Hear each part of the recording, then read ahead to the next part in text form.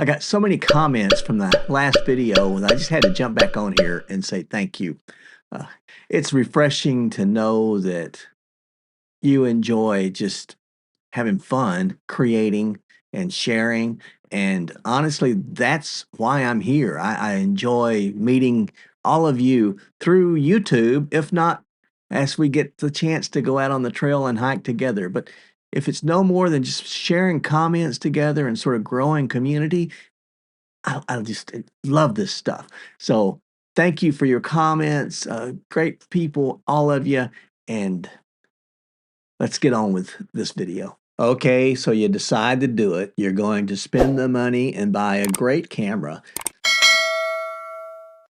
and it's going to make the perfect videos for you, right? No. So as I get started here, I want to give a big disclaimer that I am not a professional photographer. I'm not a professional videographer. I probably stretch the term when I say I'm an amateur at both, but I can learn, and I am learning, and you can too. There are two YouTube channels that are my go-to to learn more about camera gear, about what to use, and how to use it. The what to use, I like Mark Bennett's Camera Crisis. Mark is funny. He lives in Toronto, Canada, and he is very clear about the gear that he is testing out and sharing. So go and check out Mark, but don't go right now. Go after this video. The other one is Simon d'Entremont. He lives in Eastern Canada, and he is a professional wildlife photographer. Simon is also excellent.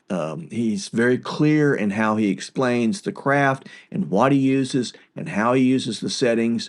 And again, if you're interested in this, I would go and check out Simon, but don't go right now. Wait till the end of this video and please follow with me as I go through this. I'm preparing for April the 8th. April the 8th is the total solar eclipse. My brother just moved to Arkansas, and I'm going to go over to his place, and he is sitting right in the path of totality. And I'll explain more about those terms and what they mean. But basically, the path of totality is that area where the moon's shadow will cast and completely cover the sun, and you can actually take off your solar eclipse glasses and you can uncover the lens on your camera and take naked shots.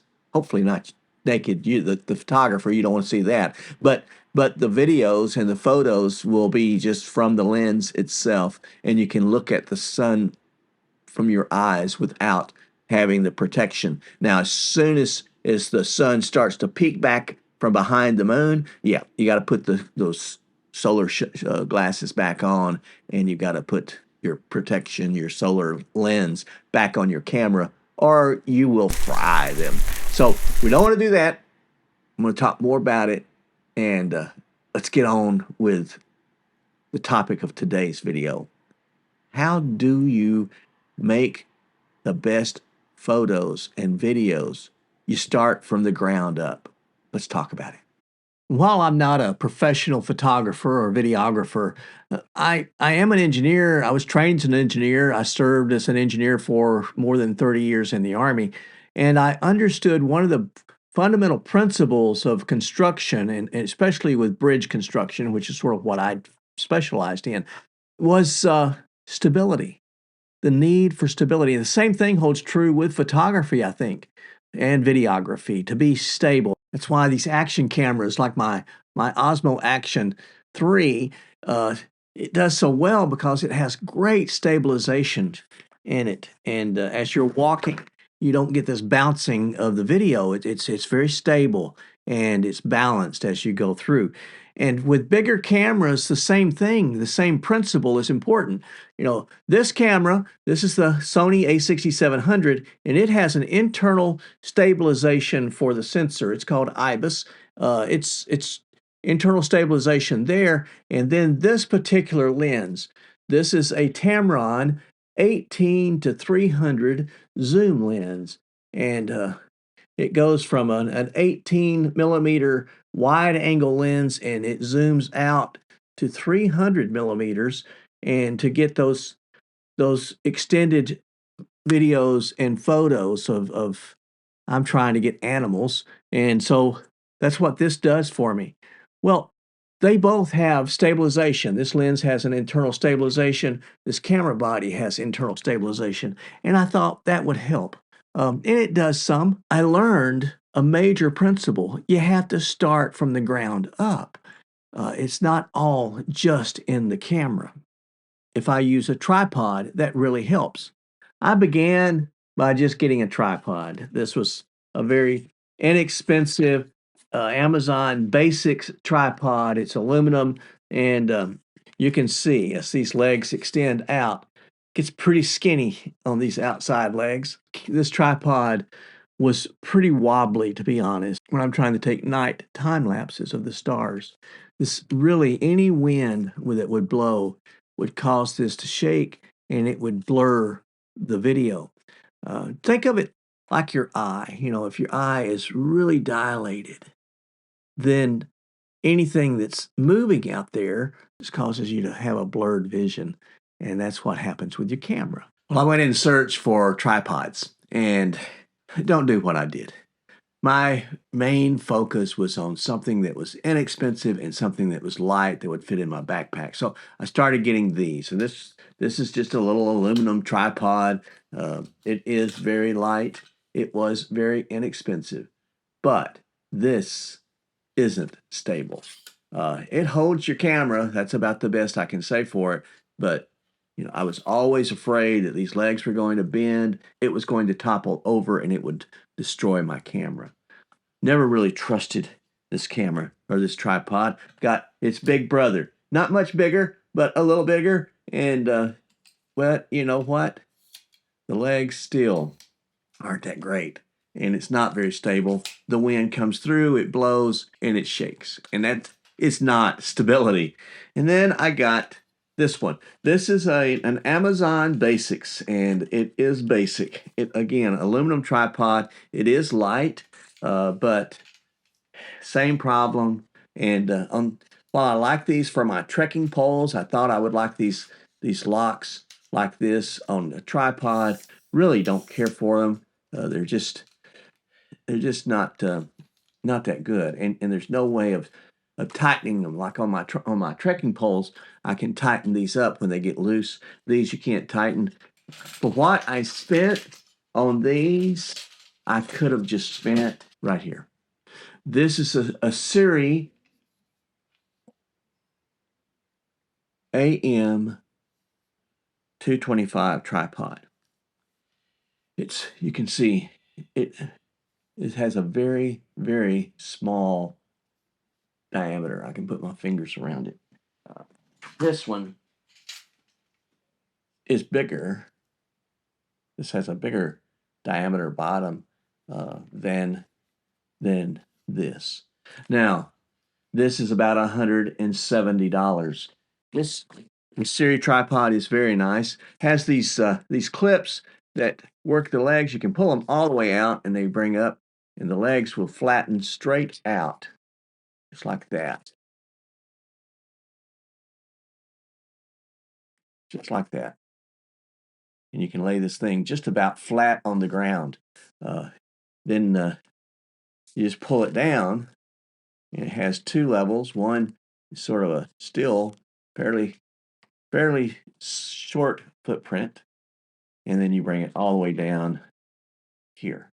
The legs have these type of locks where you just unscrew them, and the legs are just very, very smooth. This is a carbon fiber tripod, and it weighs about the same as this Amazon Basics aluminum tripod. I did a lot of research looking for tripods. Sort of the criteria was quality of build, stability for the camera, the price. I didn't really want to spend.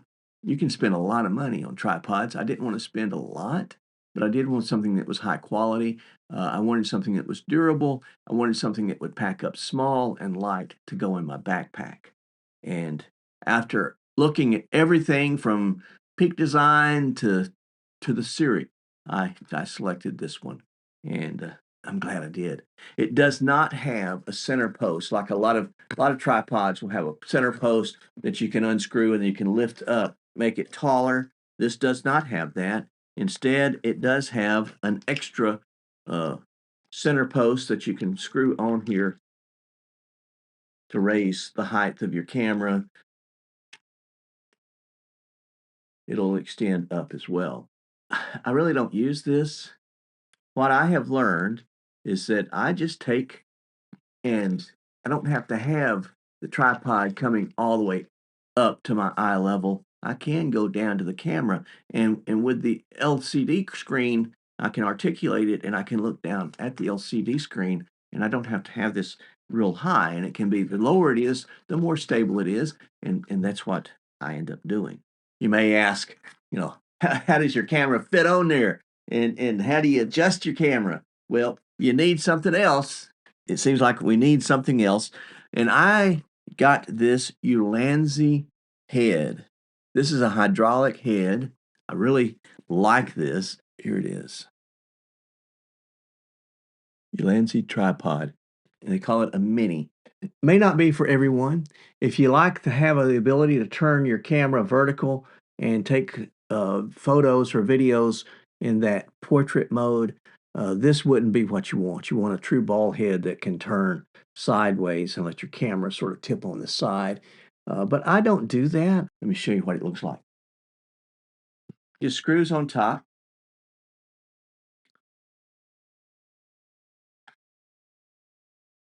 And if you look closely here on this red part, this is marked off in degrees like a compass.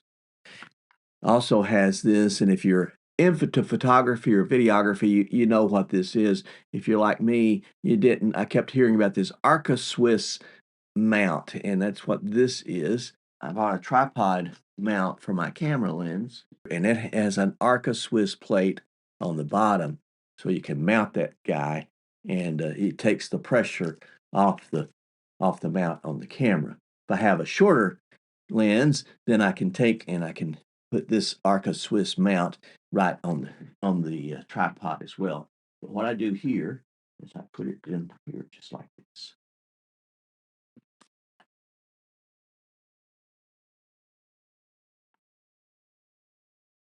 And with this setup, it's very smooth as it works through, like this Ulanzi mini hydraulic head. And that's sort of my setup to take out to the field. From the ground up, that gives me stability, and the rest of it is the techniques of the camera itself. So you may be catching on that this is sort of a theme of photography, videos, how to make them, what to use. And next week, let's look at the camera itself and how do you get stability and the best stability out of the camera, whether it's the action camera or whether it's the big camera. And then if you like this kind of stuff, you might want to check out this video here. This looks at how do you master the art of making a hiking video. Till next time, stay safe, stay healthy, stay on the path. God bless you.